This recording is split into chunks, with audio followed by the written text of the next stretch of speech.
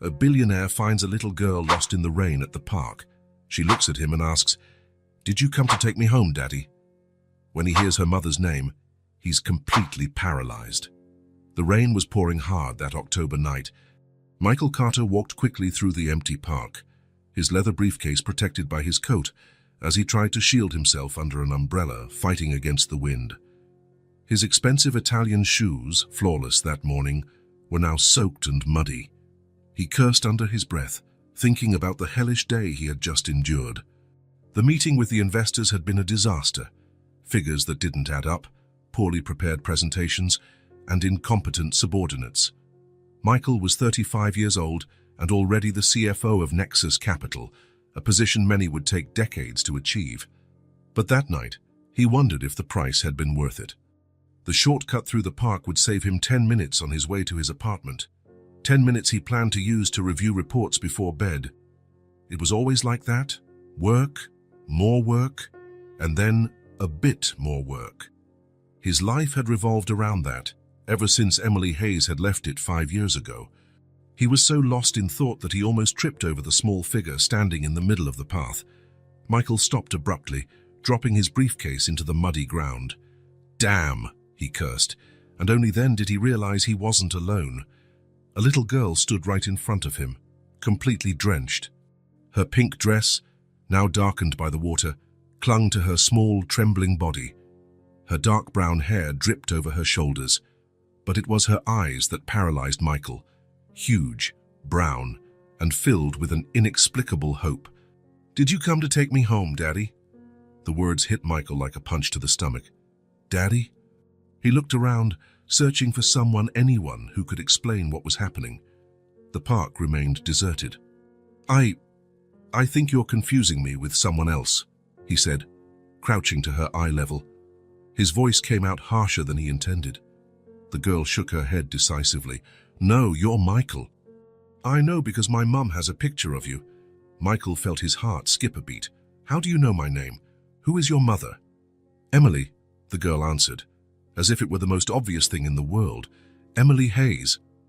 Time seemed to freeze. Michael remained there, kneeling in the mud, feeling the rain drench him completely while Emily's name echoed in his mind. Emily Hayes, the love of his life. The woman he had left behind in the name of ambition. What's your name?" he managed to ask, his voice almost a whisper. "Olivia," she smiled, revealing a small gap where a tooth was missing.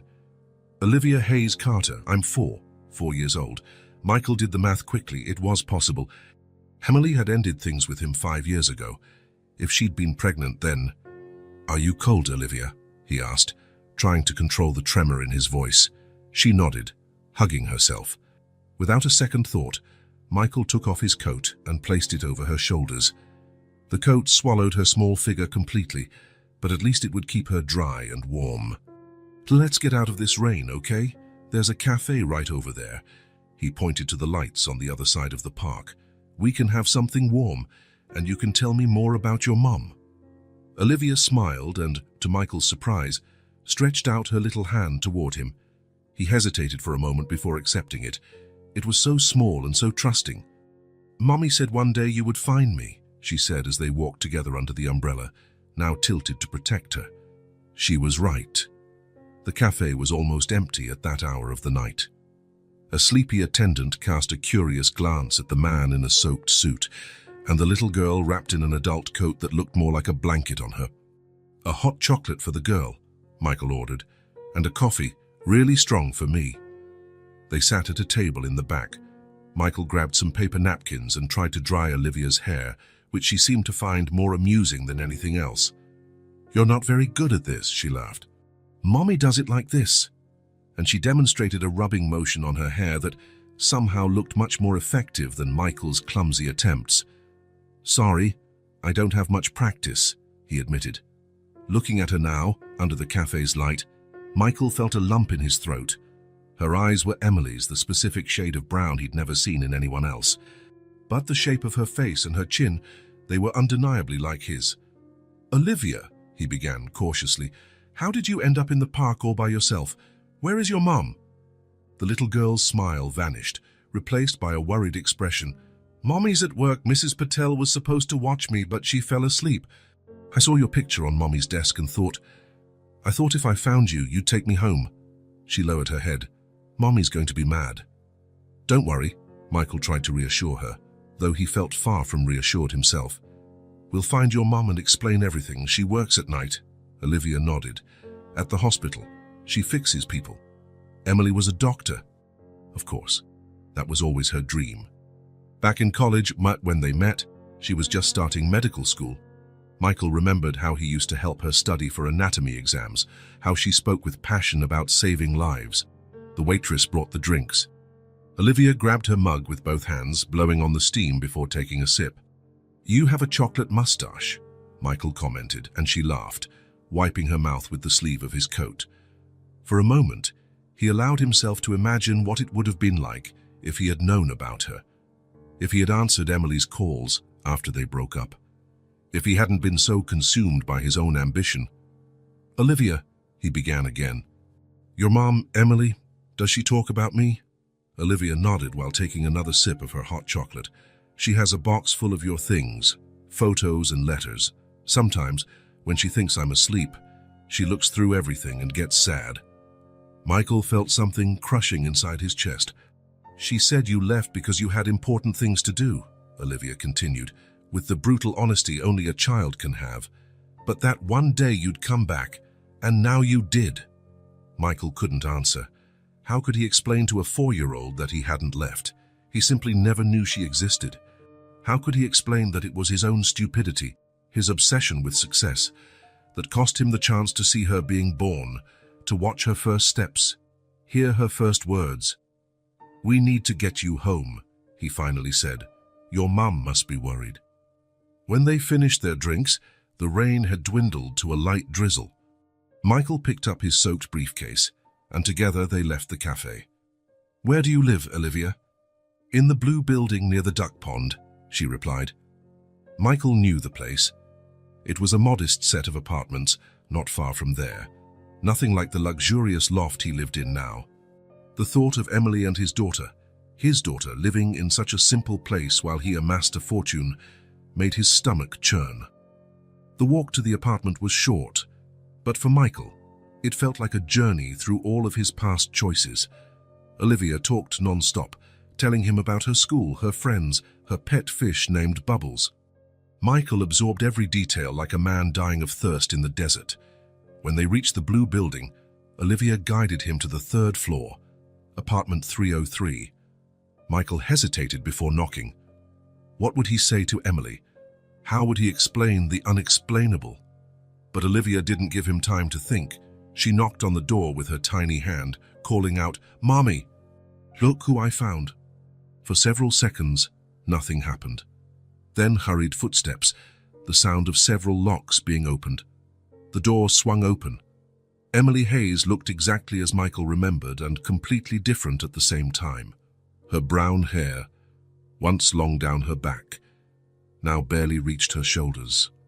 There were new lines on her face, worry lines, exhaustion, responsibility, but her eyes, the same eyes Olivia had inherited, the eyes he saw in his loneliest dreams. First came relief on her face at seeing Olivia, then pure shock at recognizing Michael, and then something he had never seen before in her eyes, anger. Olivia, she exclaimed, pulling her daughter inside and positioning herself protectively in front of her. Where were you?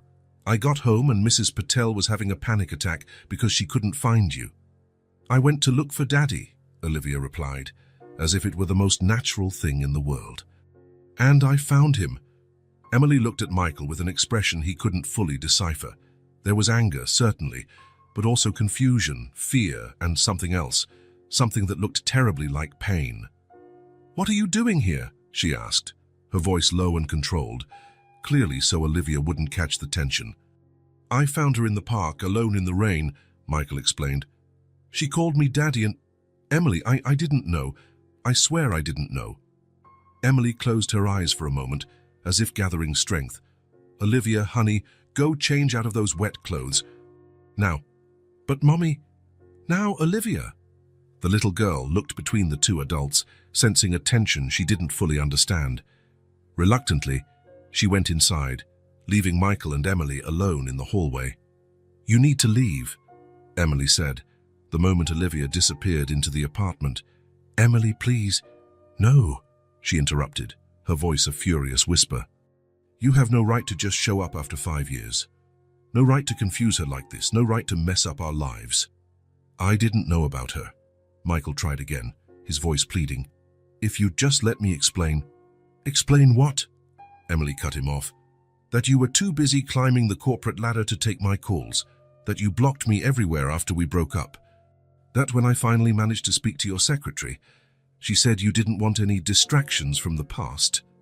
Each word was like a knife, and the worst part was that Michael knew they were all true.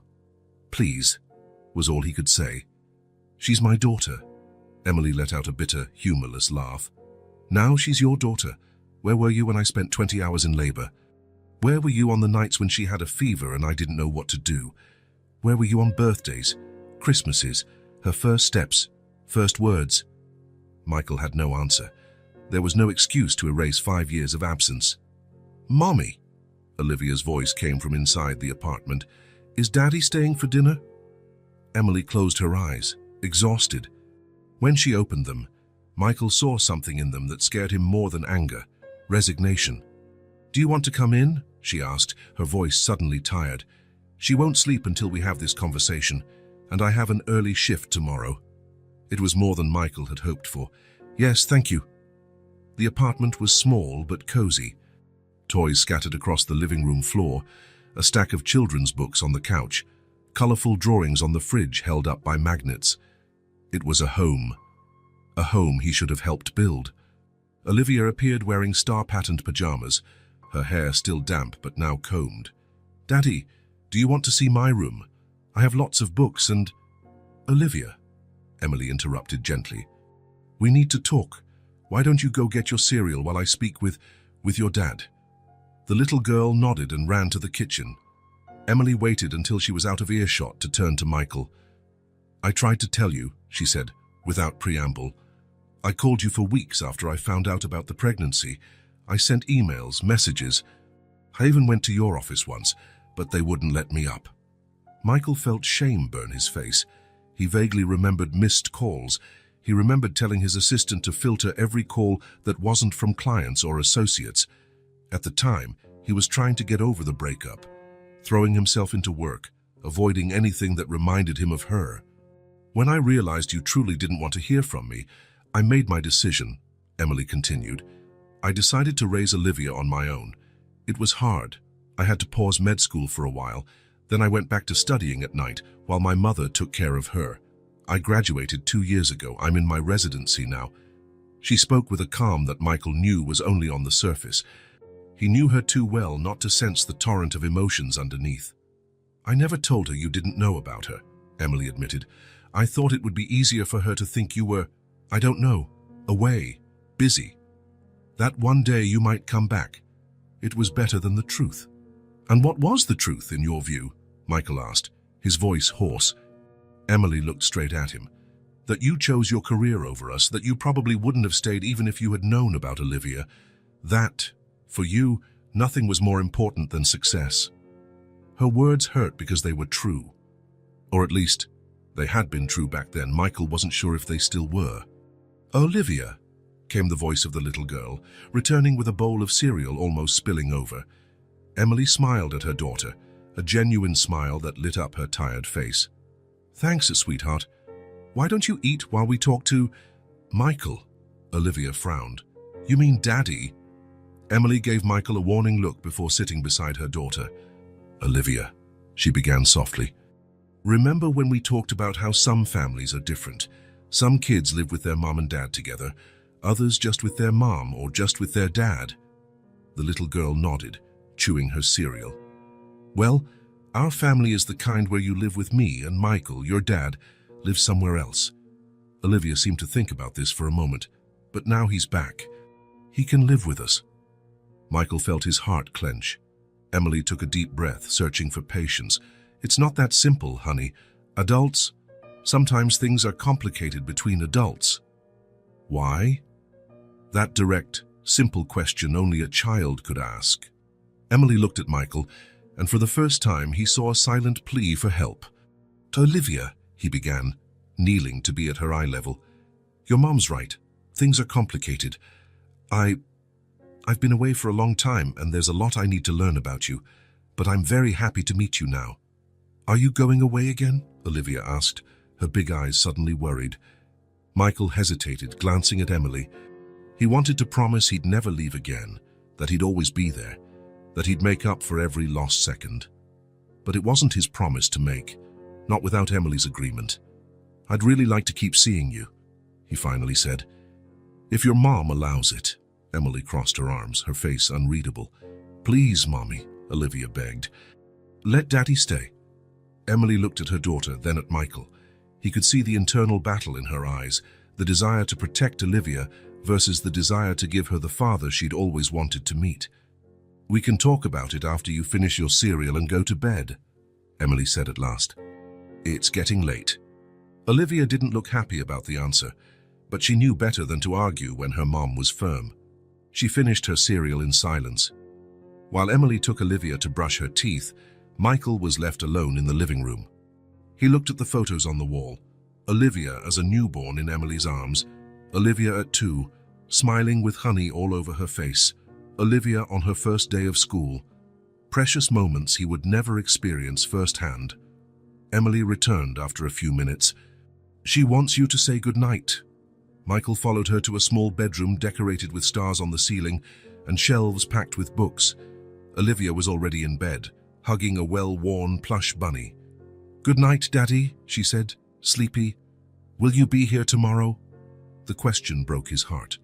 "That depends on your mom," he answered honestly. "But I hope so." He hesitated for a moment, then leaned in and kissed her forehead. "Good night, Olivia." Back in the living room, a heavy silence fell between the adults. Emily got straight to the point. "What do you really want, Michael?" He considered his answer carefully. "I want to know her. I want to be part of her life." "Why? Because you suddenly feel guilty?" "Because she tugged at your heartstrings when she called you Daddy." "What happens when the novelty wears off and you go back to your busy life?" They were fair questions. Questions Michael himself wasn't sure he could answer. "I don't know how to prove I'm serious," he admitted. "I only know that when I saw her today, something changed inside me. I can't undo the last 5 years, Emily, but I can be here from now on if you let me." Emily sighed, running her hand over her short hair. "It's not that simple. She's already attached to you, and she barely knows you. If you come into her life and then walk away, it would destroy her." "I won't walk away," Michael promised. Emily let out a dry laugh. "Excuse me if I don't trust you. Our history doesn't give me any reason to—" She was right, of course. Michael had lost her trust a long time ago, and he knew words wouldn't be enough to win it back. "What do you suggest then?" he asked. "Because I'm not giving up on her, Emily, not now that I know about her." Emily thought for a long moment. "We can start slow. Supervised visits. No making her big promises you can't keep. No expensive gifts trying to make up for lost time." It was more than he'd hoped for. "Thank you, Emily. Really," she nodded, exhausted. "I'm not doing this for you. I'm doing it for her." Olivia always wanted to meet her dad. Michael wanted to say more, wanted to apologize for everything, wanted to explain how empty the last 5 years had been, despite all his professional success. But he knew this wasn't the time. "I'll go then," he said, standing. "Can I come back tomorrow after your shift?" Emily hesitated, then nodded. "At 6. Don't be late." "And Michael, yes. If you hurt her, if you come into her life only to leave again, I will never forgive you. Never." The threat was real, and Michael knew it. But for the first time in years, he was sure of what he wanted, of what really mattered. "I won't disappoint her," he promised, and this time he meant to keep it. 3 weeks had passed since the meeting in the park. Michael drove his Audi to Emily's apartment for the 3rd time that week. His personal assistant had already gotten used to rearranging his schedule to accommodate these visits, and the partners at the firm had begun to notice his earlier departures and emails answered after midnight. He parked near the Blue Building and took a deep breath. In the days following their reunion, he had tried to process the complete turnaround in his life. A daughter, 4 years of absence, a family he never knew he had. As always, he took the stairs instead of the elevator. Emily lived on the 3rd floor, and he used those 2 extra minutes to gather his thoughts. When he knocked on the door, Emily answered, wearing hospital scrubs and looking tired. "Hi," she said curtly. "Olivia's almost ready." Michael stepped inside. The apartment was no longer strange to him. He knew the second-hand couch Emily had bought when she moved in, the small kitchen table with mismatched chairs, Olivia's toys that seemed to scatter no matter how often they were put away. "Rough shift?" he asked, trying to break the ice. Emily shrugged. "The usual. 12 hours in the ER, 2 last-minute surgeries." Even in her exhausted state, Michael couldn't help but admire her. In 5 years, she had managed to graduate from medical school, start her residency, and raise a daughter, all on her own. "Daddy!" Olivia shouted, running out of her room and leaping into his arms. Michael's heart still skipped a beat every time she called him that. He lifted her up and pretended he was going to topple over from her weight. "Wow, you've gotten so big. What's your mom been feeding you? Fertilizer?" Olivia giggled, showing the new front tooth growing where there used to be a gap. "Are we going to the park?" "Can we feed the ducks?" she asked with those big eyes Michael found impossible to refuse. "If your mom says it's okay," he replied, glancing at Emily. It was always like this. Every decision, every outing, always subject to Emily's approval. Part of him understood and respected it. It was the arrangement they had made. Another part resented the restrictions, the constant sense of being tested. "Go ahead," Emily said, checking the time. "But be back by 5. She needs a bath before bed." "I can give her a bath," Michael offered. It wasn't the first time. Emily shook her head. "I need to go over some schoolwork with her tonight." There was always a different excuse. In 3 weeks, Michael still hadn't been allowed to handle Olivia's nighttime routine by himself. No tucking her in, no bedtime stories. It was part of the established arrangement that Emily was not yet ready to alter. "All right," he agreed, swallowing his frustration. 5 o'clock sharp. Olivia was already by the door, clutching a bag of stale bread they kept to feed the ducks. "Behave," Emily said, kissing the top of her daughter's head. Then, to Michael in a lower tone, "No sweets before dinner this time." He nodded, embarrassed for having broken that rule on his last visit. Olivia knew exactly how to get what she wanted from him, and he was still learning how to say no to that face. In the park, Olivia ran ahead, full of the boundless energy only a 4-year-old can have. Michael followed a few steps behind, always watchful. Since meeting her, he had developed a new kind of fear he'd never known before, a constant worry that something might happen to her. A fall, a stranger, an illness. How had Emily borne that fear alone for 4 years?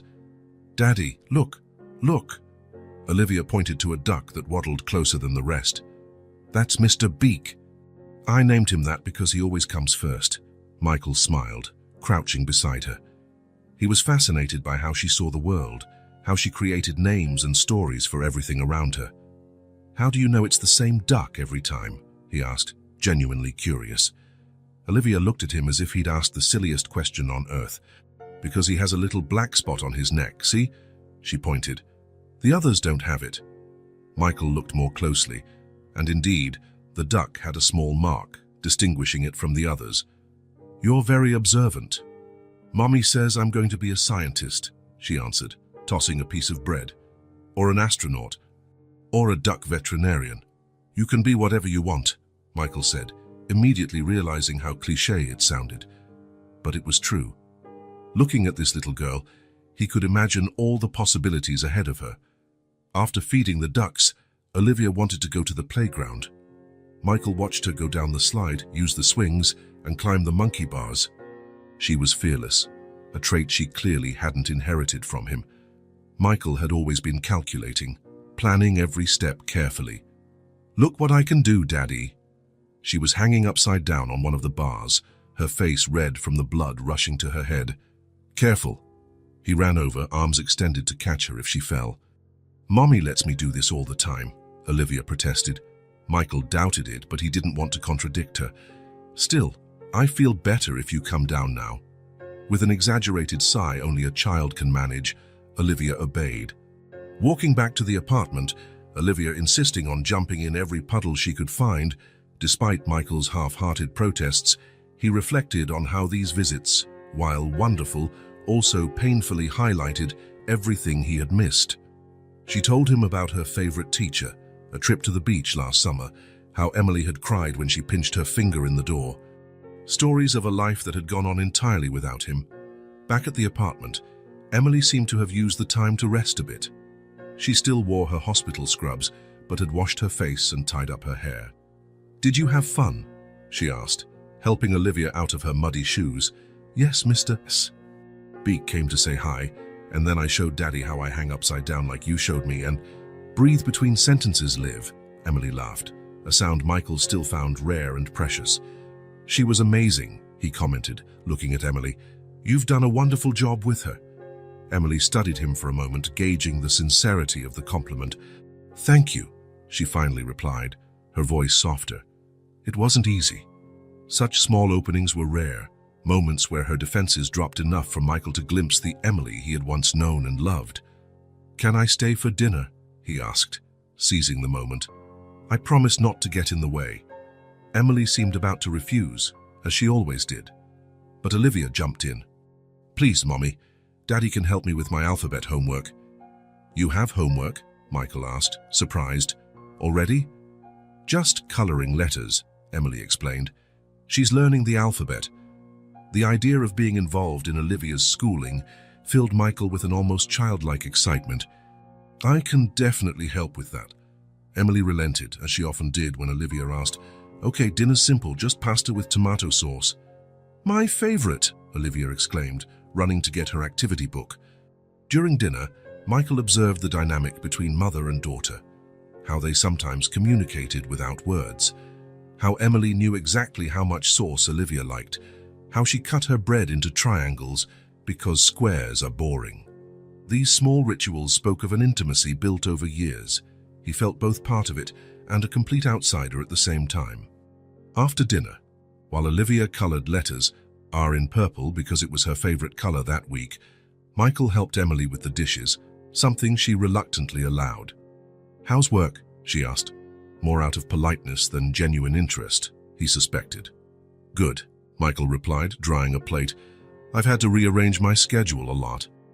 "My assistant hates me a bit now." Emily raised an eyebrow. "Is that a problem?"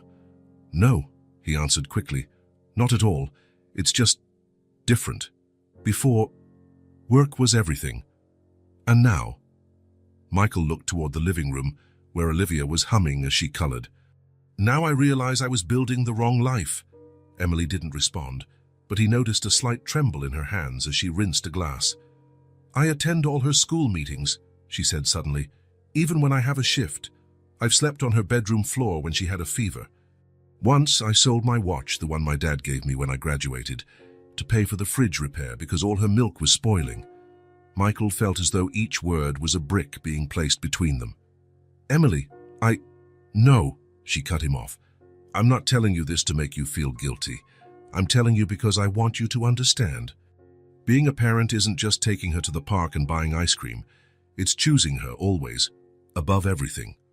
"I know that," he replied, though he was only beginning to grasp how deep that commitment ran.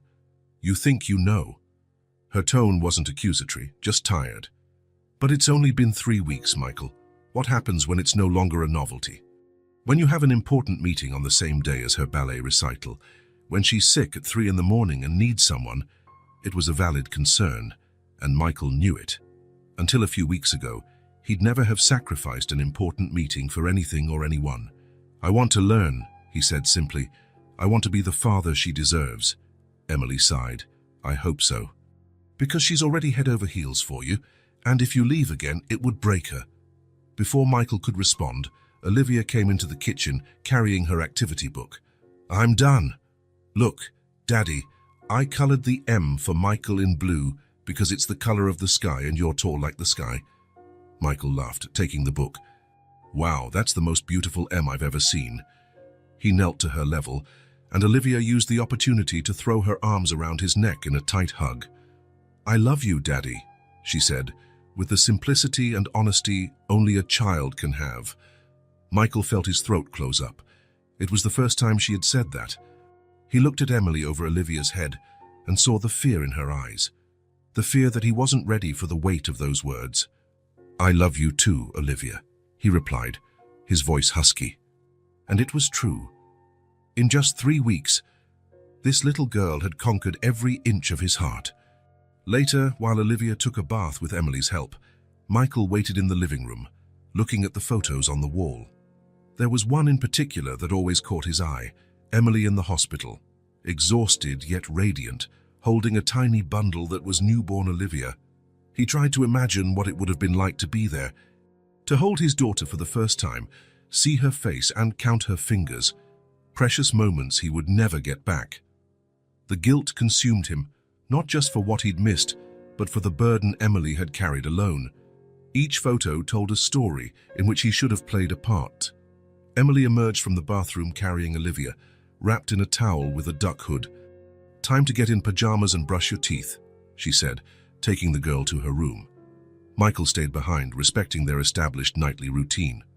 Minutes later, Olivia ran back out, already in pajamas. "Will you read me a bedtime story tonight?" she asked hopefully. Michael glanced at Emily, silently asking permission.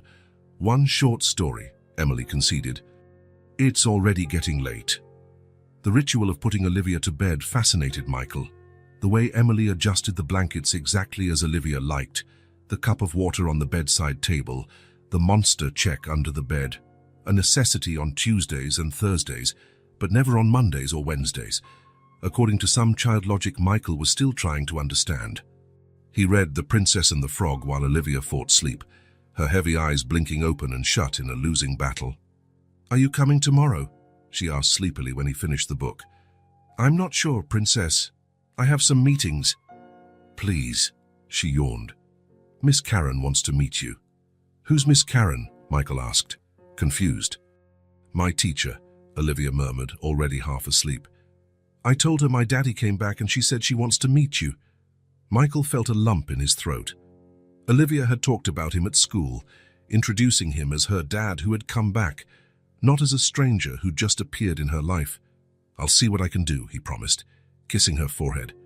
When he left her room, Emily was waiting in the living room, arms folded. "She mentioned her teacher?" Emily asked. Michael nodded. "She said Miss Karen wants to meet me." Emily sighed. "She won't stop talking about you at school. She draws you in all her activities." She hesitated. "Her teacher called me last week, concerned about the situation." "What situation?" "The situation where my daughter suddenly has a father after 4 years," Emily replied, tension evident in her voice. "They want to make sure she's coping well." Michael felt a wave of shame. He hadn't considered how this sudden change might affect Olivia at school, how the adults around her might be worried. "I can go tomorrow," he offered. "Meet the teacher, explain." To his surprise, Emily nodded. "I was actually going to suggest that we can pick her up together. I leave the hospital early tomorrow." It was a small step, but a significant one. The first time Emily suggested they do something together as, not exactly a family, but close to it. "Thank you," Michael said, genuinely grateful. As he was about to leave, he paused at the door. "Emily?" "Yes?" "I know I can't make up 4 years in 3 weeks. I know you don't trust me yet, and you have every right not to. But I want you to know I'm fully committed to her, to both of you." Emily didn't reply immediately. When she spoke, her voice was soft. "It's hard to believe that after years of you showing other things were more important. I know, but I hope one day you'll see I've changed." Olivia changed everything. Emily only nodded, neither confirming nor denying the possibility. It was the most he could hope for right now. Walking down the steps of the building, Michael reflected on how his life had turned upside down in just a few weeks. Before Dio, his penthouse, his cars, his professional achievements had seemed like the pinnacle of success. Now it all felt empty compared to an afternoon in the park with his daughter, compared to having Emily's trust again. For the first time, he fully realized what he had lost by choosing his career over everything. and he promised himself that somehow, no matter what it took, he wouldn't make that same mistake again. A light morning breeze ruffled Olivia's hair as she walked hand in hand with Michael. It had been 2 months since that night in the park, and now taking her to school 3 times a week had become part of his routine. "So then Miss Karen said my family drawing was the most colourful in class," Olivia chattered away, swinging her lunchbox in her free hand. "I drew Mommy in a white coat, you with a blue tie, and me in the middle." Michael smiled, picturing the drawing. "You're an incredible artist." "So incredible I'm going to be famous one day," she declared, with the unwavering confidence only a child can have. At the school entrance, other children arrived with their parents. Michael noticed some of them glancing his way. By now, it wasn't exactly news to see him there, but it still drew curiosity. He was the dad who had shown up in Olivia's life. "Daddy, you remember there's a meeting after class today, right?" Olivia asked, adjusting her small backpack already too full with the things Emily always packed. "Of course I remember," Michael said. "I'll be here at 3. Olivia smiled and threw her arms around his waist. "Love you, Daddy." Every time she called him that without hesitation, Michael felt his heart swell. "Love you too, Princess." He watched her run inside, joining a group of friends. He was so absorbed in the scene that he didn't notice Emily approaching. "I thought you'd be at work by now," she commented, startling him. "I changed some meetings," Michael replied, turning to face her. "I didn't want to miss today's meeting." Emily wore her hospital scrubs under a coat, clearly on her way to a shift. Her face showed the fatigue of someone who'd slept little. "Thank you for doing this," she said, and Michael sensed genuine appreciation in her tone. "It would have been hard for me to leave the hospital." "No problem. It's the least I can do." They walked together to the parking lot in uncomfortable silence. After 2 months, Michael still felt the barrier Emily kept between them. It wasn't hostility anymore, but a constant caution, as if she expected him to vanish at any moment. "Need a ride to the hospital?" he offered. Emily shook her head. "I have my car." Michael nodded, having expected the refusal. "Emily, I was thinking, maybe I could take Olivia for the weekend." Her body tensed immediately. "At your place?" "Yes. I've prepared a room for her. I bought some toys and book." "Michael," Emily interrupted, her voice firm. "We already discussed this. I'm not ready for her to spend the night away from me." Frustration rose inside him. "It's been 2 months, Emily. I've been punctual for every visit and following all your rules. When are you going to start trusting me?" "It's not about time," she responded, crossing her arms defensively. "It's about stability." "I'm being stable," Michael insisted. "I've rearranged my entire life for her, for both of you." Emily glanced at her watch, clearly uncomfortable.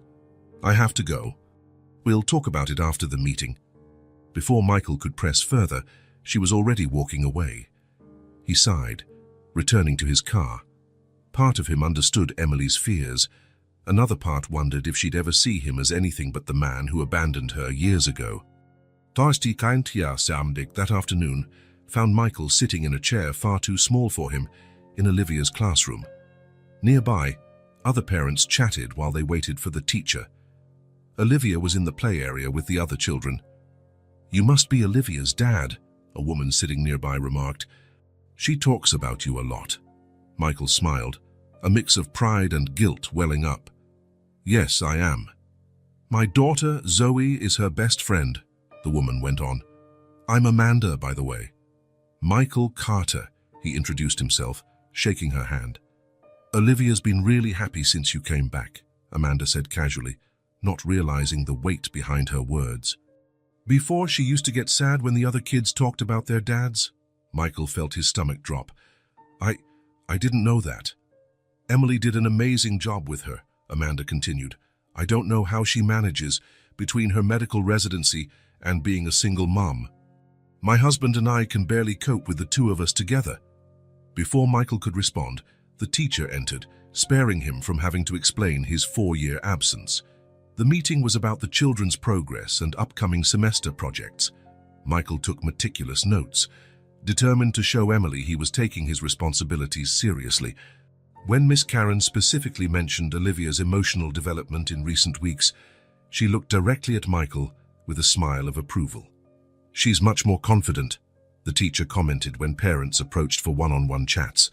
"She talks about you constantly, Mr. Carter." "I hope it's all good things," Michael joked. "Only the best," she assured him.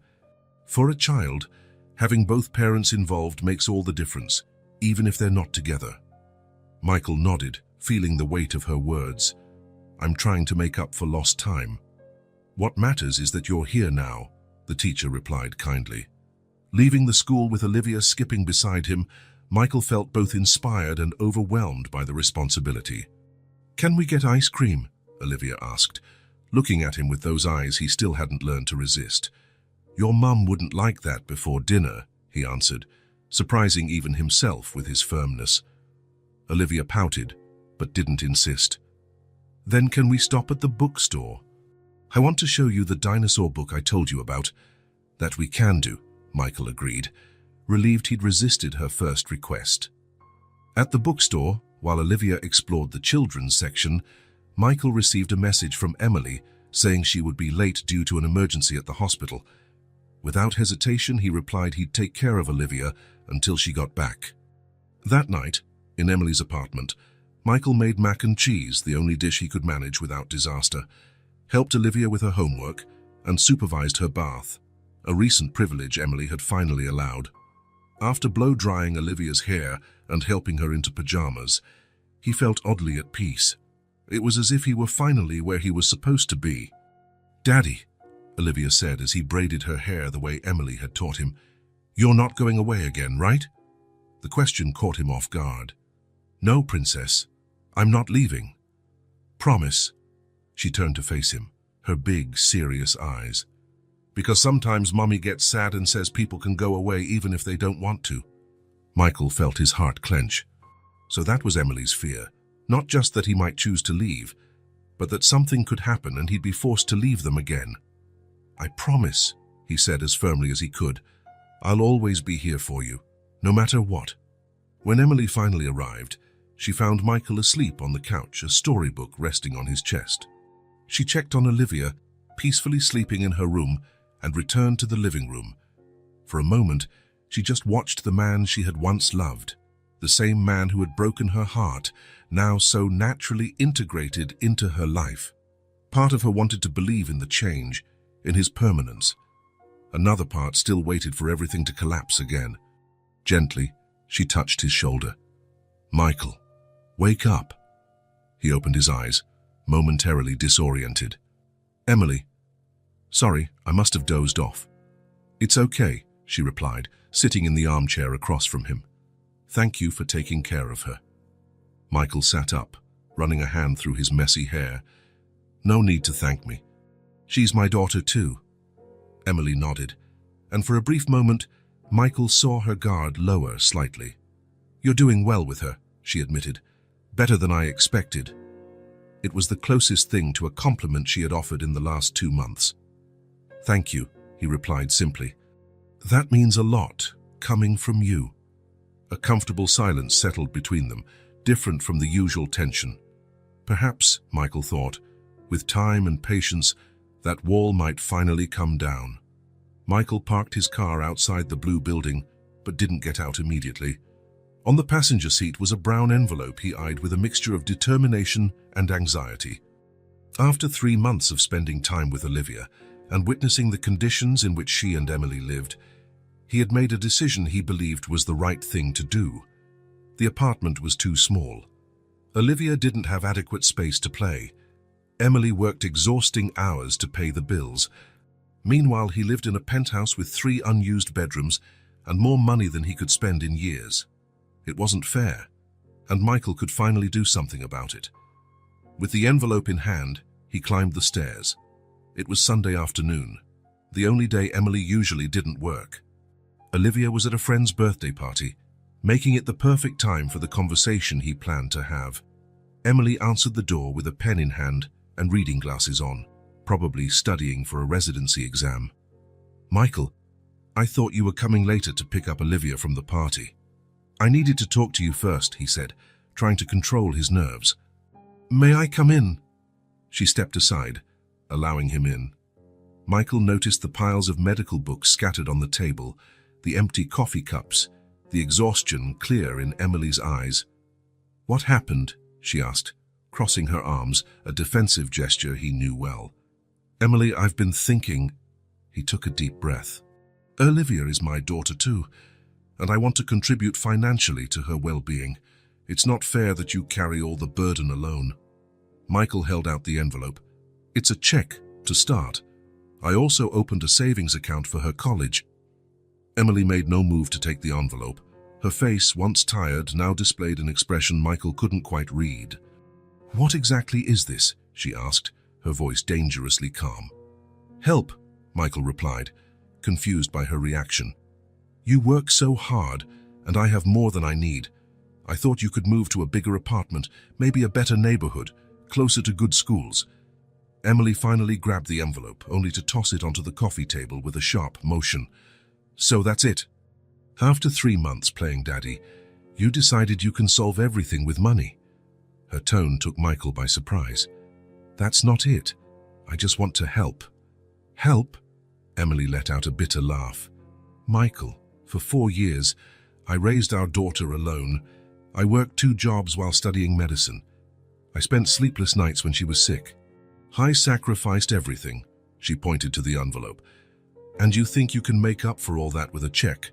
I'm not trying to make up for the past, Michael argued, beginning to realize his approach had been completely wrong. I just want Olivia to have the opportunities she deserves. The opportunity she deserves? Emily's voice rose.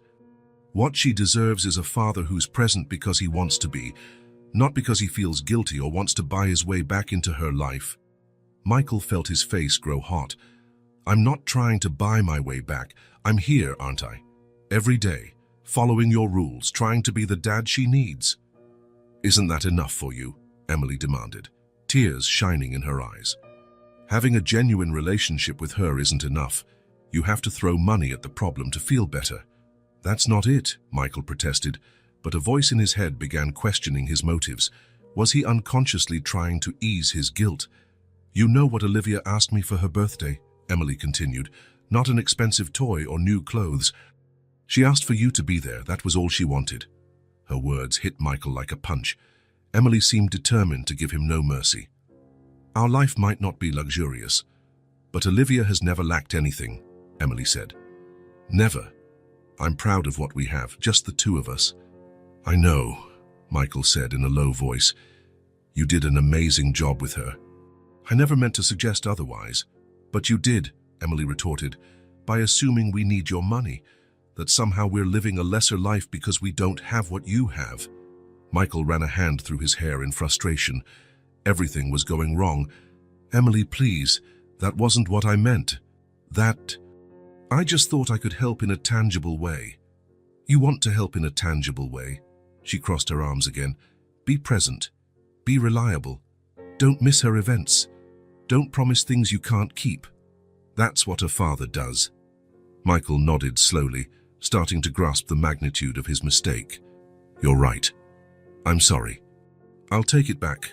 He reached for the envelope, but Emily beat him to it. She took the check out and tore it into pieces. I don't want your money, Michael. I never did.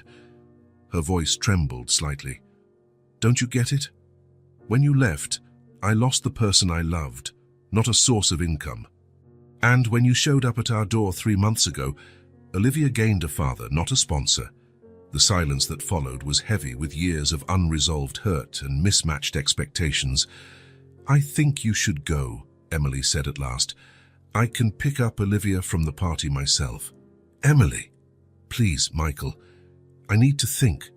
This, she gestured between them, is getting too confusing. He wanted to argue, to explain his intentions again, but the determined look in Emily's eyes told him any argument would be futile. All right, he relented, but we'll talk afterward. Right? About Olivia. Emily didn't answer, just opened the door in a clear signal for him to leave. The next day, Michael tried calling Emily several times to no avail. His texts got short, practical replies, Olivia is fine, or we're busy today. When he finally managed to reach her on the phone, the conversation was brief and painful.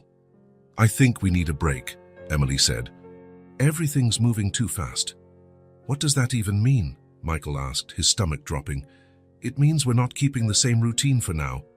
Olivia is confused, and I need to make sure this is best for her." "Emily, please," he pleaded. "That was a stupid mistake. Don't make Olivia pay for it." "I'm not making anyone pay for anything," Emily answered firmly. "I'm protecting my daughter." The emphasis on "my" did not go unnoticed. "Our daughter," Michael corrected gently. The silence on the other end was her only response. In the days that followed, Michael felt the bitter taste of exclusion. The rides to take Olivia to school were reduced to once a week. The afternoons at the park were cancelled due to last-minute commitments Emily claimed to have. When he did see Olivia, the visits were shorter and always closely supervised by Emily, as in the early days. It was as though all the progress of the last 3 months had vanished. But the worst of all were Olivia's questions. "Why don't you come pick me up at school anymore, Daddy?" she asked during one of their rare visits. I've been busy with work, Princess," he lied, hating himself for it. "You don't like me anymore." The innocent question broke his heart. "Of course I do," he said, hugging her tight. You're the most important person in the world to me." Olivia seemed to ponder that deeply. "Then why does Mommy get sad when I talk about you?" Michael didn't know how to respond. How to explain adult relationship complexities to a 4-year-old, the weight of past mistakes, the fear of abandonment that Emily clearly still carried. 2 weeks after the argument about money, Michael parked outside Olivia's school. It wasn't his day to pick her up, but he needed to see Emily to fix things somehow. He waited in the lot until he saw them leaving the building. Olivia noticed him first, her face lighting up instantly.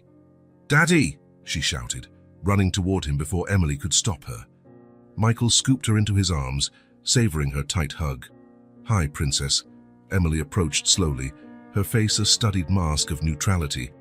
"Michael, I didn't expect to see you today. Can we talk?" he asked. "Please." She hesitated, then sighed. "Olivia, why don't you go play at the little playground for 5 minutes while we talk? Stay where we can see you." The little girl nodded and ran to the small playground near the school exit. "What do you want?" Emily asked as soon as Olivia was out of earshot. "I want to apologize again," Michael said bluntly. "And I want to know what I can do to fix this." Emily looked at Olivia on the swing, then back at Michael. "You really don't get it, do you?" she asked, more tired than angry. "Then explain it to me," he pleaded. "Because I'm trying, Emily. I'm really trying to be the father Olivia deserves." Emily crossed her arms, her signature defensive posture. "When you pulled out that check, you know what I saw. I saw the same Michael from 5 years ago, who believed problems could be solved with money and power. The Michael who left me because his career was more important than anything." Michael wanted to protest, to say he'd changed, but Emily continued. "And the worst part is that for a few weeks I started believing you really had changed. That maybe, just maybe, we could trust you." Hearing that revelation shocked Michael. Emily had started to trust him before this incident. "I have changed," he insisted. "I made a mistake, yes, a stupid mistake, but I'm not the same person." "How can I be sure?" Emily asked, her voice suddenly vulnerable. "How can I risk Olivia's heart on this? She's already so attached to you."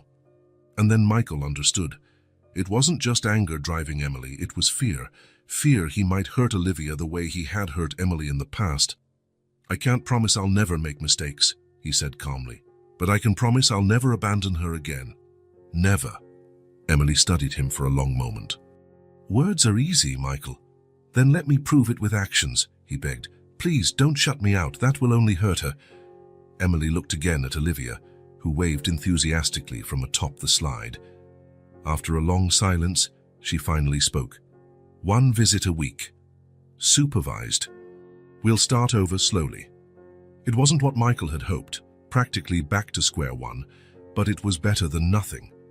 "Thank you," he said sincerely.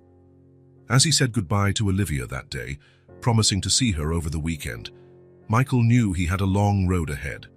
He had made a fundamental mistake by trying to use money to solve emotional issues. the very behavior that had driven Emily away years ago. Driving home, he reflected on how he would have to change his approach completely. It wouldn't be with grand gestures or quick fixes that he'd regain Emily's trust. It would be with consistency, patience, and humility. For the first time, Michael understood that rebuilding a family wasn't like closing a business deal or buying a company. There were no shortcuts, no monetary values involved. It was a slow process, made of small moments, of commitments upheld, of promises kept day by day. And if that meant starting all over again, stepping back 10 paces just to move forward one again, he would do it, for Olivia. And maybe, one day, for Emily too.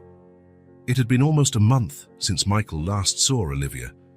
A month of unanswered calls, terse text messages, and cancelled visits.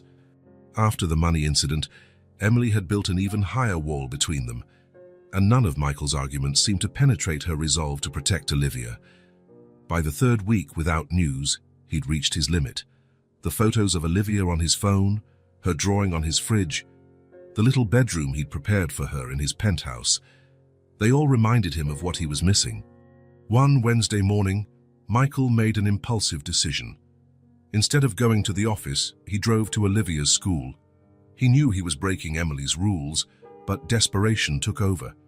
He needed to see his daughter, even from a distance. He parked across the street, far enough not to be immediately noticed, but close enough to see the school entrance. Soon, the children would arrive for class. He just wanted a glimpse, some reassurance that Olivia was okay. The minutes dragged. Parents and kids began filling the sidewalk in front of the school with chatter and colorful backpacks. And then, finally, he saw her. Olivia got out of Emily's car, her hair in 2 imperfect braids. Emily had never been great with hairstyles. She wore a purple dress and carried her unicorn backpack, chatting excitedly with her mum. Michael's heart tightened. She looked fine, at least. She didn't seem to be suffering from his absence as he was from hers. Maybe that was for the best. Maybe Emily was right to keep him away. He was about to start the engine and leave when the unthinkable happened. Olivia glanced in his direction, as if a sixth sense had alerted her. Her eyes widened in recognition, and before Emily could react, she shouted, "Daddy! Daddy!" Then she was running, ignoring Emily's calls, crossing the sidewalk with the speed only an excited child can muster. "Daddy, I knew you'd come back." Michael stepped out of the car, unable to resist. His heart pounded so hard it felt like it would burst. He knelt, arms open, ready to receive his daughter. But before Olivia could reach him, Emily appeared, grabbing her arm firmly but without hurting her. "Olivia, no!" Emily said, pulling her back. "Go back to school now." "But it's Daddy!" Olivia protested, tears forming in her eyes. "He came back." "You said he'd come back." Emily ignored her daughter's protests and looked directly at Michael. Her gaze was fierce, but he could see something else too: hurt, disappointment, maybe even pity. "What are you doing here?" she asked, her voice low and controlled, clearly trying not to make a scene in front of the school. "I just wanted to see her," Michael said, feeling both justified and guilty. "It's been almost a month, Emily." She shook her head. "You can't do this. You can't just show up whenever you feel like it." "Daddy, why don't you come see me anymore?" Olivia interrupted, her little face confused. "Are you mad at me?" The question tore Michael apart. "No, princess. I could never be mad at you. It's just that your mom and I—" "Michael," Emily cut him off. "Don't do this." She turned to Olivia. "Sweetheart, go inside now. Miss Karen is waiting. I promise we'll talk about this later." "But now, Olivia." The firmness in Emily's voice left no room for argument. Olivia cast Michael one last, tearful look before reluctantly obeying. She glanced back several times as she walked away. Once Olivia was out of earshot, Emily turned on Michael, furious. "How dare you? Coming to her school like this, unannounced. Do you have any idea what this does to her?" "What it does to her?" Michael shot back, anger flaring. "What do you think you're doing by keeping me away? She thinks I abandoned her, Emily." "That I don't love her anymore. Don't you dare blame me," Emily hissed. "You were the one who ruined everything with that arrogant stunt, thinking you could fix our problems with money, like we were one of your business ventures. I made a mistake, Michael conceded, a stupid mistake. But I didn't deserve to be completely cut out of her life. Emily glanced around, noticing a few parents looking their way. She stepped closer to Michael, lowering her voice. I can't let you pop in and out of her life as you please, Michael. She needs stability, and I don't know if you can give her that. Her words felt like a punch to Michael's gut. I would never leave her voluntarily. Never. Words, Emily repeated, tired. You've always been good with words. But when things get tough, when they don't go your way, what happens then? Michael wanted to protest, say it wasn't fair, that he had changed. But looking at Emily's exhausted face, into eyes that had seen their child born and grow up alone, he realized words really wouldn't suffice. What do I need to do? He finally asked. What do I have to do to prove I'm here to stay? Emily studied him for a moment. I don't know if there's anything you can do, she answered honestly. Maybe it's too late. I don't believe that, Michael said firmly. I won't give up on her or on you. A flash of surprise crossed Emily's eyes, but she quickly masked it. I have to go. I'm already late for work. She turned to leave, but stopped after a few steps. Michael? Yes. Don't come back here. Not like this. If you want to see Olivia, it has to be on my terms. And with that, she walked away, leaving Michael alone with the painful realization that he had complicated things once again, but also with a renewed determination. If words weren't enough, he would show with actions just how much Olivia, and yes, Emily too, meant to him. The following week, Michael didn't try calling Emily. He didn't show up at the school unannounced. He didn't send expensive gifts or attempt to buy his way back into their lives. Instead, he started doing something different. On a Saturday morning, he signed up as a volunteer for the charity fair Olivia's school would hold the next weekend. He didn't mention he was a parent. He didn't ask to be placed in any special role. He simply offered his time and skills. On the day of the fair, he arrived early, helped set up booths, carried heavy boxes, and did everything he was asked without complaint. From a distance, he saw Emily and Olivia arrive. He saw the moment Olivia spotted him, how her eyes lit up, and how she tugged on Emily's sleeve, pointing in his direction. Emily looked surprised, then suspicious. But Michael only waved discreetly and continued working, not trying to approach them. He was there to help, not to force a meeting. Later, while manning the refreshment stand, Olivia appeared alone. Hi, Daddy, she said timidly, as if afraid he might vanish any second. Hi, Princess, he replied, heart pounding. Are you having fun at the fair? She nodded, glancing around nervously. Mommy's buying popcorn. She doesn't know I came to see you. Michael felt a knot in his throat. She might be upset if she finds you here, Olivia shrugged. Maybe, but I missed you. She looked at him with those big brown eyes. Why don't you visit us anymore? It's complicated, Olivia, he said honestly. Sometimes grown-ups disagree on things, but that doesn't mean I don't love you. I do. More than anything. Then why don't you tell Mommy? Olivia asked. With a child's simple logic, Michael offered a sad smile. I have, but sometimes saying it isn't enough. I have to show it. How? By being patient, by being there when it matters, by respecting your mom's decisions, he hesitated, then added, like now. I think you'd better go back to her before she gets worried. Olivia frowned but nodded. You're not going away again. No, Michael promised. I'm not going anywhere. As Olivia ran back to Emily, Michael noticed Emily observing from a distance. Their eyes met briefly, and for a moment he thought he saw a slight nod of acknowledgement in hers. In the following weeks, Michael continued his new approach. When he learned Olivia's class would have a music recital, he showed up and sat quietly at the back of the auditorium. He didn't try to speak to Emily or Olivia, just watched proudly as his daughter sang her part and applauding with the other parents. When he heard through other parents that there would be a clean-up day at the park where Olivia played, he arrived with gloves and trash bags, working silently alongside neighbors and families. Each time, he kept his distance from Emily and Olivia, not pushing for interaction, merely making sure his presence was noticed. He was building something new, showing through actions, not words, that he was committed not just to Olivia but to the community she was part of. A month after the scene at the school, Michael was helping paint the new children's library in the neighborhood when he sensed someone approaching. "I didn't know you painted," Emily said, surprising him. Michael gave a slight smile, continuing his work. "There are many things you don't know about me." Emily watched in silence for a few minutes as he finished painting a section of the wall. She wore her hospital scrubs under a coat, probably coming straight from a shift. "I've seen you," she finally said, "at the school recital, at the park, at the fair."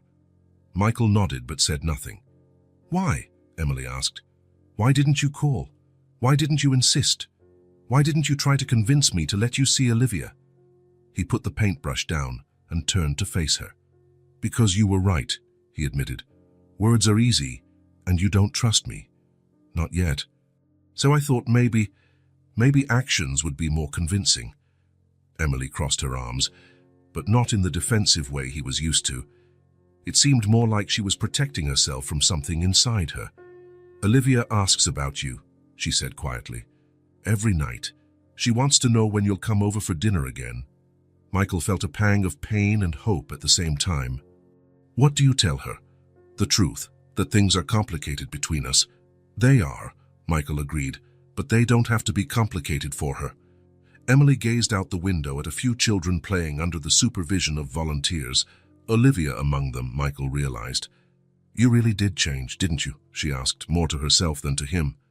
"I'm trying," he answered honestly. "I'm not perfect. I still make mistakes. But I'll never be that man again who puts work, money, or anything else above Olivia." He hesitated, then added, "Or you." Emily's eyes widened slightly in surprise.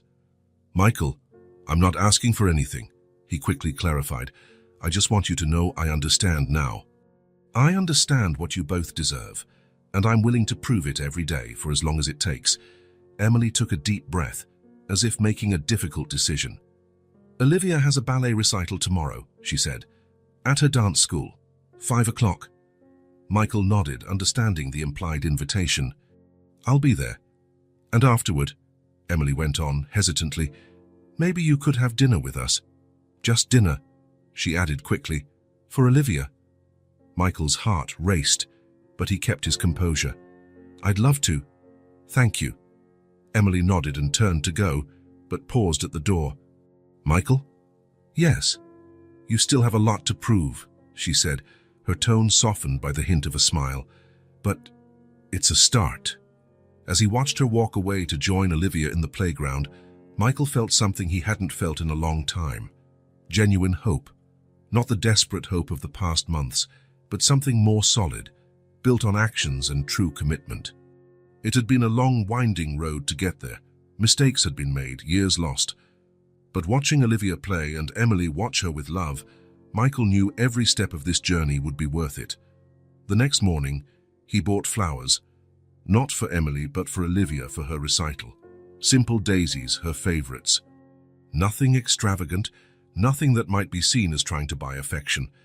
Just a symbol that this time he would be there, not just on that day, but on all the important days to come. A present father, learning from his mistakes, putting his family first.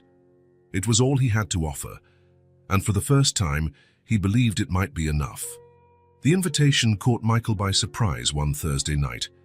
He was going over some documents in his office when his phone rang, showing Emily's name. Over the past 2 months, since she'd begun letting him slowly back into Olivia's life, their conversations had been brief and practical, always about schedules, school obligations, or Olivia's specific needs. "Emily?"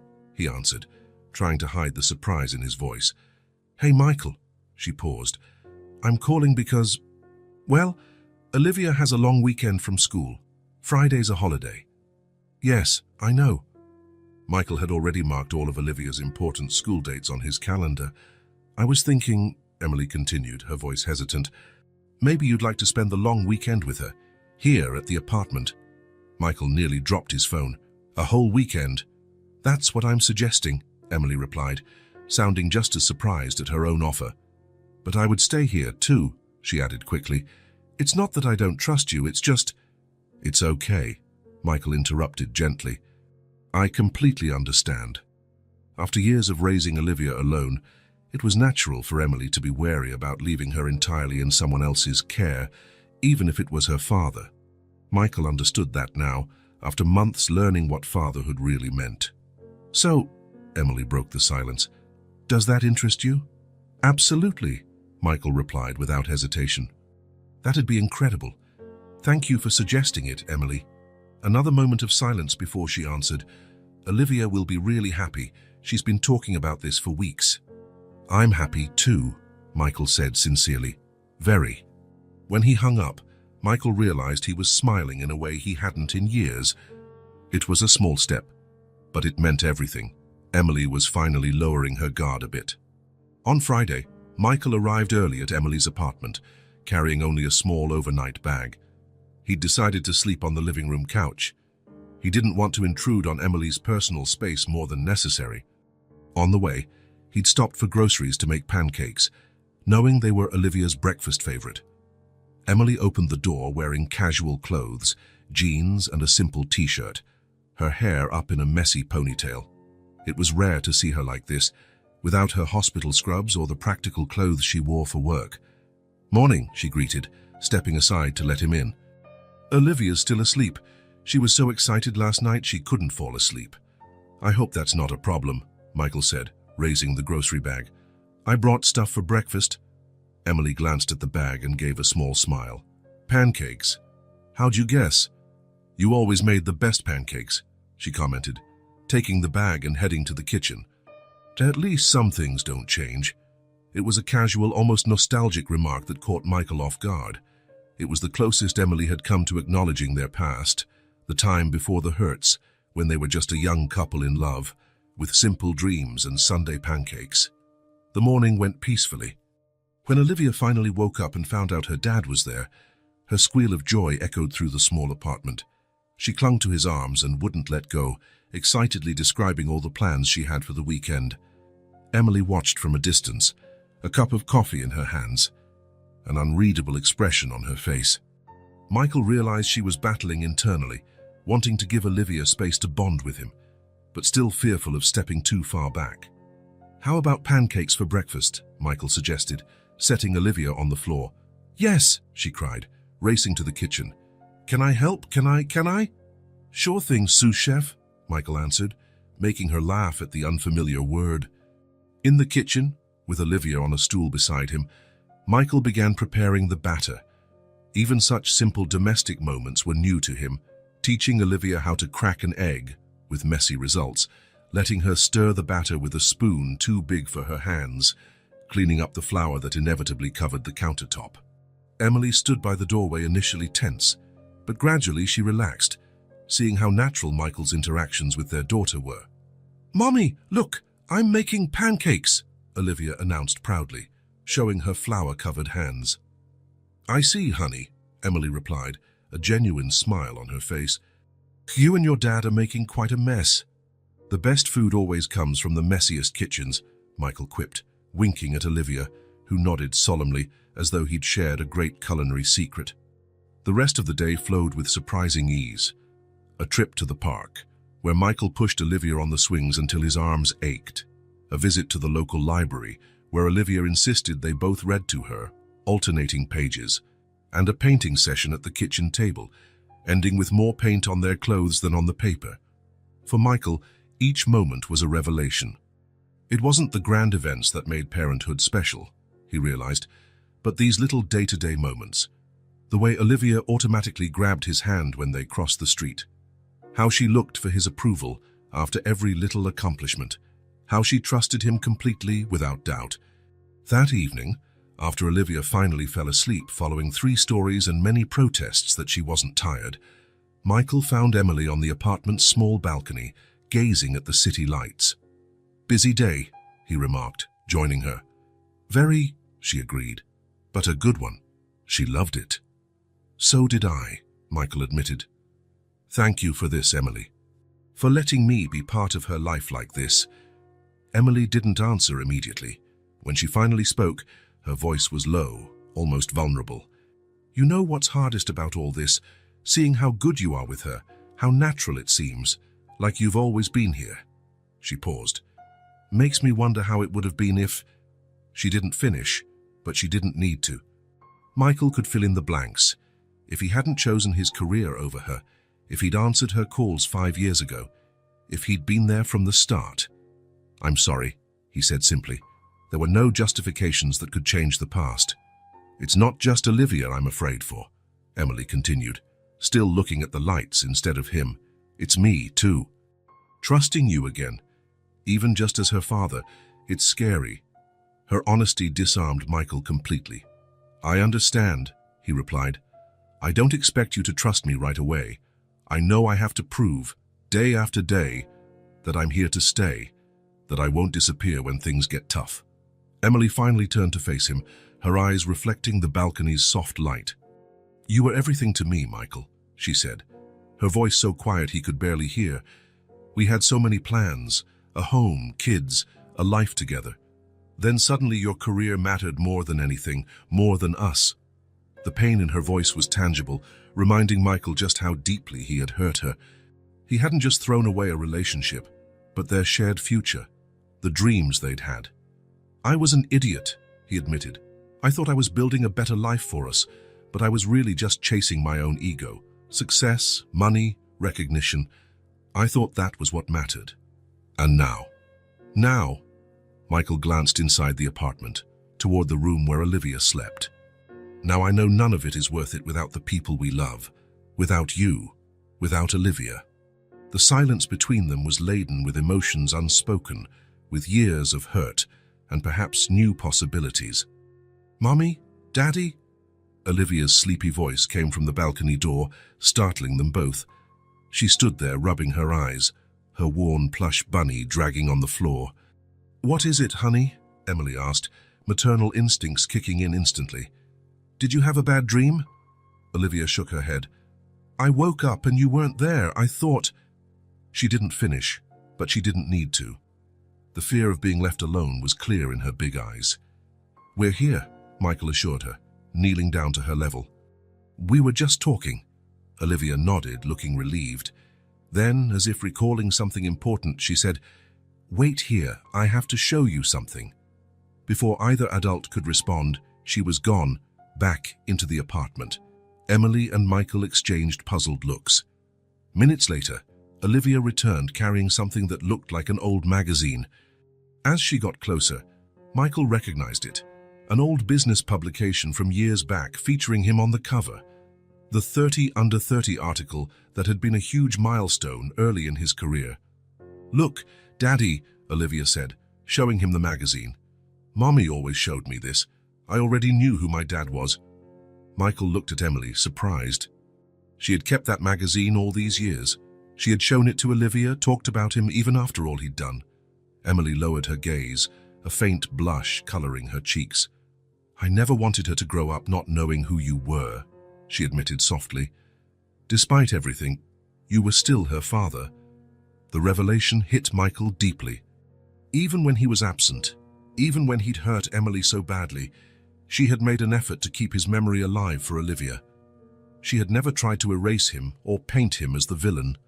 "You told me stories," Olivia continued, looking back and forth between them. "About how Daddy was smart and funny, how he made the best pancakes, how one day he was going to come back." That last line made Michael glance at Emily in astonishment. "I didn't say exactly that," Emily clarified hurriedly. "I said maybe, one day, the two of you would meet." But Olivia, in her childlike interpretation, had taken it her own way. That her dad would come back to them someday. And in a strange turn of events, that had actually happened, although not in any way they could have foreseen. "Now that you're back, are you going to stay?" Olivia asked, looking directly at Michael with that disarming, childlike frankness. The question caught Michael off guard. Not for the first time, he realized just how much his presence, or absence, affected Olivia. It wasn't just about Emily's trust, but about their daughters. The child who, despite never meeting him before that day in the park, loved him unconditionally because her mother had kept his memory alive. "Yes, Olivia," he promised, his voice thick with emotion. "I'm staying. I'm never leaving again." He looked at Emily as he said it, wanting her to understand the promise was for both of them, that this time he would put his family above everything, above work, money, personal ambition. Emily didn't speak, but something in her expression shifted, a tiny crack in the wall around her heart. "Can I sleep in your bed tonight?" Olivia asked innocently, providing a brief, awkward moment as the adults recalled that, in her mind, they were still a traditional family. "You can sleep in my bed," Emily answered gently, "and your dad will be on the couch, remember?" "But—" Olivia started to protest, confused. "It's okay, Princess," Michael interjected quietly. "What matters is that we're all here, right? And tomorrow, when you wake up, we'll make more pancakes together." That seemed to satisfy her. With another yawn, she held out her arms to be carried. To Michael's surprise, Emily gestured for him to pick her up. "You can put her to bed," she offered. "I think she'd like that." It was a small gesture, but it meant a lot. Emily trusting him with one of the most intimate, precious tasks of parenthood, tucking their daughter in. Holding Olivia in his arms, Michael carried her to the bedroom. He gently set her down, adjusted the blankets, and kissed her forehead. "Good night, Daddy," she murmured, already half asleep. "Good night, my love," he replied, a wave of emotion so intense it nearly floored him. When he returned to the living room, he found Emily putting the old magazine away in a box. She seemed slightly embarrassed at being caught. "You kept that all this time," Michael observed. Not really a question, more an admiring statement. Emily shrugged, trying to appear casual.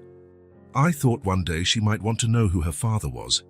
"Thank you," Michael said sincerely, "for not erasing me from her life, for giving her a positive image of me, even when I didn't deserve it." Emily finally met his gaze, and for the first time in a long time, there was no anger or distrust, just a soft acceptance.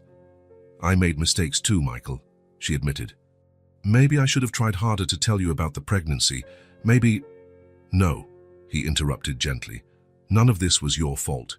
It was mine, for being so obsessed with my career that I couldn't see what was right in front of me." Emily nodded slowly. "The past is the past. What matters now is Olivia." "And the future," Michael added cautiously. "Our future, together or apart as her parents." "Yes," Emily agreed, "the future." They both knew there was still a long road ahead. Trust, once broken, doesn't heal overnight. It would take time, patience, and dedication to fully mend old wounds. But that night, as the silence settled in the small apartment, something fundamentally changed between them. A first step had been taken, not only by Michael on his path to redemption, but by Emily as well, on her path to trust again. And maybe, just maybe, that small step could eventually lead to a new road, different from what they'd imagined years ago, but just as valuable. A road where Olivia would grow up with both parents in her life, working together to give her everything she needed, especially the love they both had in abundance. And perhaps that small step might one day guide them toward healing the rift, forging a new bond that neither had dared to hope for before. Snowflakes fell softly outside the window, creating a perfect postcard scene. Michael adjusted the last ornament on the small Christmas tree he'd set up in his apartment, while Olivia, sitting on the floor, carefully wrapped the gift she'd chosen for Emily. There were only 3 days left until Christmas, and life had changed dramatically since that first meeting in the park almost 8 months ago. Michael was now a constant presence in Olivia's life. He picked her up from school 3 times a week, spent most weekends with her, and had even started attending parent-teacher meetings alongside Emily. "Do you think Mommy will like it?" Olivia asked, lifting the poorly wrapped package. Inside was a scarf she'd chosen with Michael's help, in Emily's favorite colors. "She'll love it," Michael assured her, smiling. "Especially since you picked it." Olivia grinned, satisfied, and went back to taping the paper, using far more tape than necessary. Michael watched her with a full heart. Every little moment with her felt like a gift, something he hadn't truly valued in the past but now cherished deeply. The intercom buzzed, signaling Emily's arrival. It was Sunday night, time for her to pick up Olivia after the weekend with her dad. "Mommy's here," Olivia exclaimed, quickly hiding the gift under the sofa before dashing to the door. Michael opened it, and Emily stepped in, bringing a gust of December's cold air with her. Snow dusted her brown hair, and her cheeks were red from the chill. Over the past few months, the tension between them had eased considerably. They weren't exactly friends, but they had found a comfortable balance, united by their love for Olivia. "The tree looks great," Emily remarked, glancing at the decorations. "I helped with the lights," Olivia announced proudly. "I can see that," Emily smiled. "You two did a wonderful job." While Olivia ran to gather her things, Emily and Michael exchanged updates about the week, Olivia's upcoming recital at school, her dentist appointment, the little details that formed the foundation of their parenting partnership. "So," Emily began, hesitant, "about Christmas?" "Yes," Michael nodded. "I've been thinking about that. I wondered what we had planned." They still hadn't discussed the holiday arrangements, and Michael was anxious. It would be his first Christmas with Olivia, and he wanted it to be special. Before Emily could respond, Olivia returned, backpack in hand, studying both adults with a thoughtful look. "Mommy, Daddy," she began solemnly, "I already know what I want for my Christmas present." "What is it, sweetheart?" Emily asked, guessing it was probably some new toy that had caught her fancy. Olivia drew a deep breath, as if mustering courage. "I want my mommy and daddy together for Christmas Eve." The silence that followed was heavy. Emily and Michael exchanged surprised looks, neither sure how to respond immediately. "Together like a family," Olivia clarified, in case they hadn't understood. "At our apartment, with a big tree, and presents, and all of us." Michael watched Emily, letting her take the lead. He didn't want to push her, not after how far they'd come. Emily looked at Olivia, then at Michael. He could see the conflict in her eyes, the desire to fulfill her daughter's wish versus the fear of raising expectations that might not be met. "Well," Emily began cautiously, "I guess we can do that. A Christmas Eve dinner together." Olivia's face lit up with a smile so radiant it wiped away any lingering doubt. "Promise," she insisted, looking at her mom. Emily nodded, a small smile of her own. "I promise." On Christmas Eve, Michael parked in front of the blue building, feeling a strange blend of nostalgia and nerves. On the passenger seat lay the carefully wrapped presents, for Olivia, for Emily, and one for them all, a photo album he'd assembled documenting the last few months. He climbed the stairs slowly, thinking about how much had changed. 1 year ago, he'd been alone in his luxurious penthouse, sipping expensive whiskey and working on spreadsheets while the snow fell outside. Now he was about to spend Christmas with his daughter and the woman who had once been his entire world. Emily opened the door before he even knocked, as if she'd been waiting. She wore a simple red dress, and her hair was styled in a way that reminded Michael of their college days, when they first met. "Hey," she said, a hint of shyness in her voice he rarely heard anymore. "Welcome." The apartment was transformed. A larger-than-usual Christmas tree occupied a corner of the living room, decorated with a mix of Olivia's homemade ornaments and classic shiny baubles. Colorful lights hung across the walls, and the aroma of roasting turkey filled the air. "Daddy," Olivia ran to him, dressed in a green velvet dress that made her look like a little elf. "How you came?" "Of course I did," he said, placing the presents on the table so he could pick her up. "I wouldn't miss this for anything." While Emily finished dinner preparations, Michael helped Olivia set the table. It was a simple task, but it meant a lot to him, to be included in these little family traditions. The meal itself was surprisingly relaxed. Olivia led most of the conversation with her enthusiasm about Christmas, stories from school, and her theories on how Santa Claus managed to visit all the houses in just one night. At some point, without noticing, Emily and Michael started to relax too. The conversation ventured beyond the usual Olivia topics, drifting into talk about his work, now taking fewer hours of his life, her residency nearing completion, movies they'd seen, books they'd read. "Remember that first Christmas we spent together?" Emily asked suddenly, surprising Michael by referencing their past. "In the dorm with that tiny plastic tree," Michael chuckled at the memory. "And the takeout because neither of us could cook. Pepperoni pizza and a cheap bottle of wine," Emily recalled with a smile. "Was that wine?" Michael teased. "I thought it was vinegar with dye." They both laughed, and Olivia looked from one to the other, fascinated by this side of her parents' relationship she'd never seen. "Were you boyfriend and girlfriend?" she asked, curious. Emily and Michael exchanged glances, not quite sure how to explain their history to a 4-year-old. "Yes," Emily answered simply. "Before you were born, we were together. And you loved each other," Olivia pressed as only children can. Another silence, heavier this time. "Yes," Michael said finally, looking straight at Emily. "We loved each other very much." Emily held his gaze for a moment, something indescribable passing between them, before she looked down at her plate. After dinner, they gathered around the tree to open presents.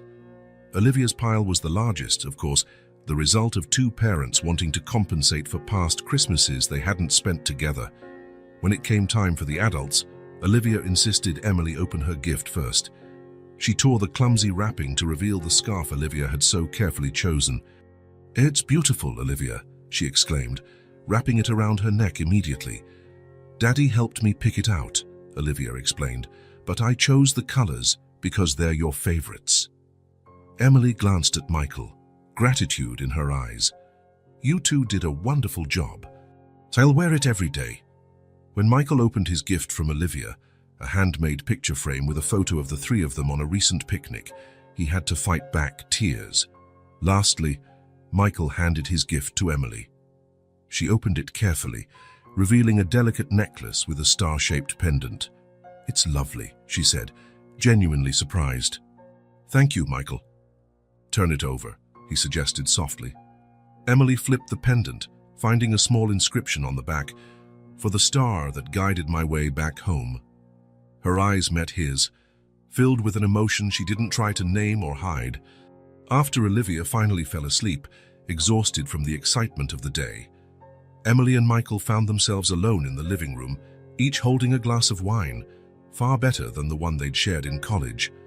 "Thank you for this," Michael said sincerely, "for letting me be part of her Christmas, a part of yours." Emily nodded, swirling the wine in her glass. "It was a good day. Better than I expected, honestly." "Me too," Michael admitted. A comfortable silence settled, broken only by the soft glow of the Christmas lights and the occasional crackle from the small fireplace. "You know," Emily said at last, "you really have changed, haven't you?" The question took Michael by surprise. "I hope so," he answered honestly. "I'm trying at least. It's not just trying," she said. "You can see it in how you look at Olivia, how you rearranged your life for her. You're a good father, Michael." Her words hit him deeply. Coming from Emily, who'd seen the worst of him, her praise meant everything. "I almost missed out on this," he reflected, gazing at the tree. "I almost lost what truly matters, chasing things that, in the end, mean nothing." Emily studied him. "And now I know where my true wealth lies," he said simply.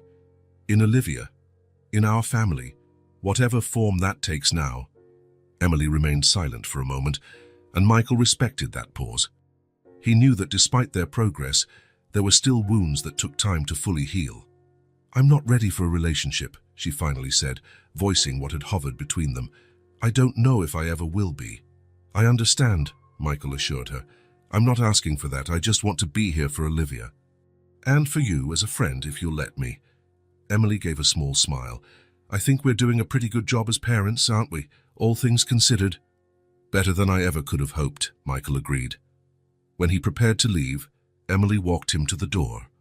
On the threshold they paused, a moment of uncertainty hanging in the air. "Merry Christmas, Michael," Emily said finally, leaning in to lightly kiss his cheek.